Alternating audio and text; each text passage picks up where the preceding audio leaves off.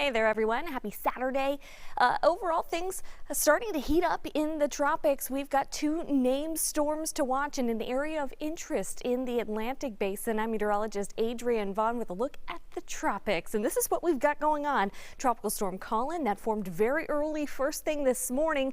And Bonnie now has crossed over to the Pacific Basin. And because the storm kept its tropical characteristics as it's moved across Central America, it did continue with the name Tropical Storm Bonnie. So still Bonnie, as it now is in the Pacific Basin, made landfall late last night.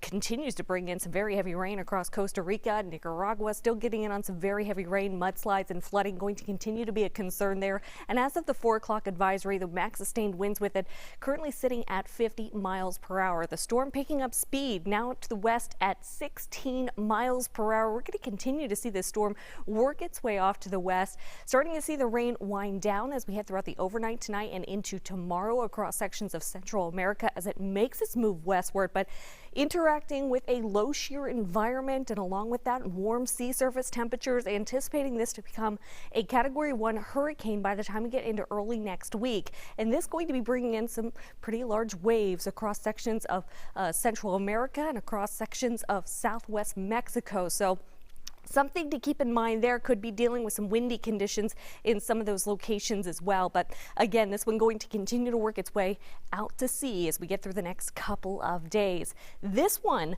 Tropical Storm Colin, yesterday, just a 10% chance of development when we did this video yesterday afternoon. Now it's a tropical storm, developed first thing this morning, and as of the 4 o'clock advisory, max sustained winds at 40 miles per hour, presently moving to the northeast at just 7 miles per hour. And the storm is pretty unorganized, so still seeing some issues with the organization with this thing. And as we get through probably the next 24 hours, we'll start to see it truly dissipate. By the time we get into Monday, it will be a thing of the past, but it's certainly been a troublemaker the last 24 hours from Georgia up into the Carolinas. Some pretty heavy rain has fallen, flooding continuing to be a concern there.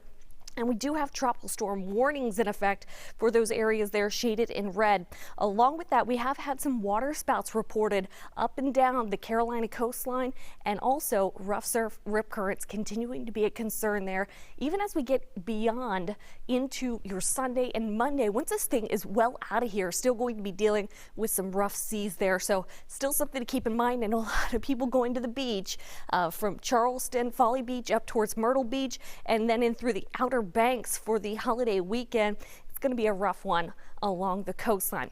Rain totals with this thing in the last 24 hours, the heaviest rain has been offshore, but there are a few spots just south of Charleston that have seen some significant rain amounts, and then right along the coast, there are a few locations that have seen upwards of 1 inch to 2 inches of rain. We do have one other area of interest. This one not looking too favorable here, just giving it a 10% chance of development as we head through the next couple of days, and it's going to interact with some pretty rough shear as we get through the next couple of days. So not expecting this to develop into anything, but again, it's something we'll monitor closely as we head through the next couple of days.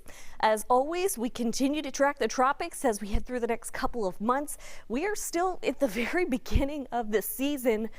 Here we are just at the beginning of July. You'll notice the activity fairly low, but things ramp up quickly as we head through the month of August, and then the peak of hurricane season as we get into the early part of September, and does not end until we get towards November. So still a long way to go with this year's hurricane season. Hey, if you want to follow along, you can find me on Twitter, Facebook, and on Instagram. My tag there is at Adrienne_WX, or you can just search my name, Adrienne Vaughn. And while you're at it, go ahead and download that Fox 26 weather app.